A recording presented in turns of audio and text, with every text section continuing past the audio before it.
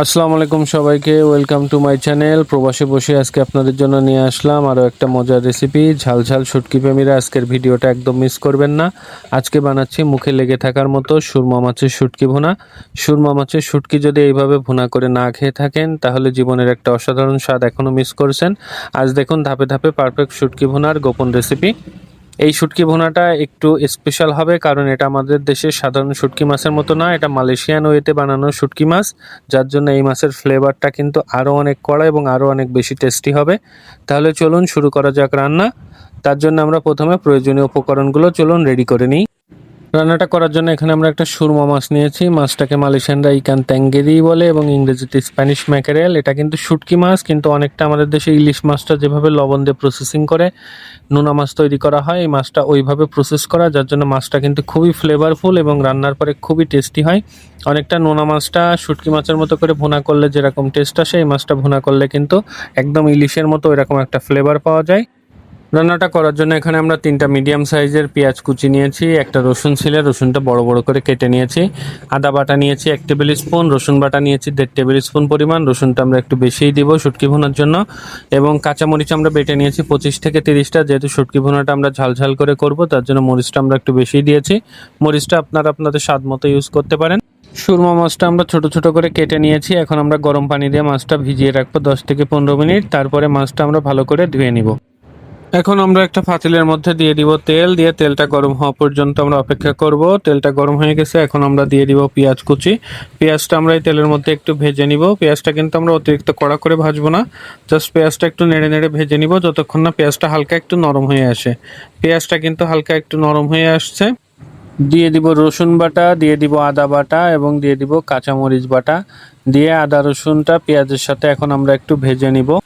আদা রসুনের কাঁচা স্মেলটা চলে যায়, একটা মিষ্টি স্মেল যতক্ষণ না আসে ততক্ষণ আমরা আদা রসুনটা এভাবে নেড়ে নেড়ে ভেজে নিব। মশলাটা কিন্তু ভাজা ভাজা হয়ে গেছে, এখন আমরা দিয়ে দিব গুঁড়া মশলা। গুঁড়া মশলার জন্য এখানে আমরা নিয়েছি 1/2 টেবিল স্পুন ধনিয়া গুঁড়া, 1/2 টেবিল স্পুন জিরার গুঁড়া, 1/2 টেবিল স্পুন হলুদ গুঁড়া এবং 1 টেবিল স্পুন মালয়েশিয়ান লাল মরিচের গুঁড়া। গুঁড়া মশলাটা দিয়ে আমরা আদা রসুনের সাথে নেড়ে নেড়ে খুব ভালো মতো কষাই নিব। এই সময় কিন্তু আমরা পুরোটা সময় মশলাটা নেড়ে দিব, না হলে কিন্তু মশলাটা পাতিলের নিচে লেগে যাবে। মশলাটা কিন্তু আমরা নেড়ে নেড়ে খুব ভালো করে কষাই নিয়েছি। এখন আমরা দিয়ে দিব লবণ। লবণটা দিয়ে আমরা দিয়ে দিব আমাদের বড় বড় করে কেটে নেওয়া রসুনের কোয়াগুলো। রসুনের কোয়াটা দিয়ে আমরা মশলাটা আবার কষাবো। লবণটা কিন্তু আমরা এখানে পরিমাণে খুবই সামান্য অল্প একটু দিব, যেহেতু এই মাছটা কিন্তু সল্টি, সো লবণটা আমরা অল্পই দিব। পরবর্তীতে টেস্ট করে যদি প্রয়োজন হয় তাহলে কিন্তু লবণটা অ্যাড করা যাবে। এখন আমরা রসুনটা দিয়ে লবণটা দিয়ে মশলাটা আবার একটু কষাবো। দিয়ে দিব সামান্য একটু পানি, যাতে গুঁড়া মশলাটা পুড়ে না যায়। এখন আমরা মশলাটা কিন্তু পুরোটা সময় লো হিটে রেখে নেড়ে নেড়ে ভালো মতো কষাই নিব। মশলাটা কিন্তু আমরা ভালো করে কষাই নিয়েছি। এখন আমরা দিয়ে দিব আমাদের আগে থেকে কেটে ধুয়ে পরিষ্কার করে রাখা সুরমা মাছ। সুরমা মাছটা দিয়ে আমরা এই মশলার মধ্যে কিন্তু এখন কষাই নিব ভালো করে।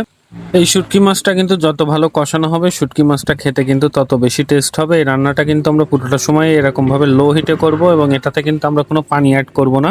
কোনো পানি না দিয়েই শুধু মশলার মধ্যে আমরা খুব সুন্দরভাবে এই মাছটা কষাবো, তাহলেই কিন্তু শুটকির পারফেক্ট টেস্টটা আমরা এনজয় করতে পারবো। এখন আমরা পুরোটা সময় এইভাবে নেড়ে নেড়ে একটু পরপর মাছটা কষাবো ভালো করে।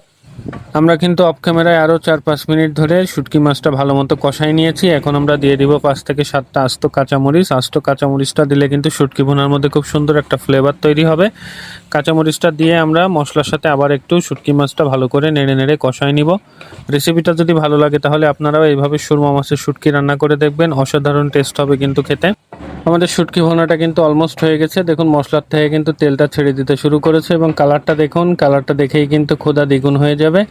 রেসিপিটা যদি ভালো লাগে তাহলে লাইক কমেন্ট শেয়ার করতে ভুলবেন না, এবং এরকম আরও অনেক মজার মজার দেশীয় স্পেশাল রেসিপি পেতে আমার চ্যানেলটা সাবস্ক্রাইব করে দিয়ে পাশে থাকবেন। দেখা হবে আবার কোনো নতুন স্পেশাল দেশীয় রেসিপি নিয়ে। সে পর্যন্ত সবাই ভালো থাকবেন, সুস্থ থাকবেন। আল্লাহ হাফেজ।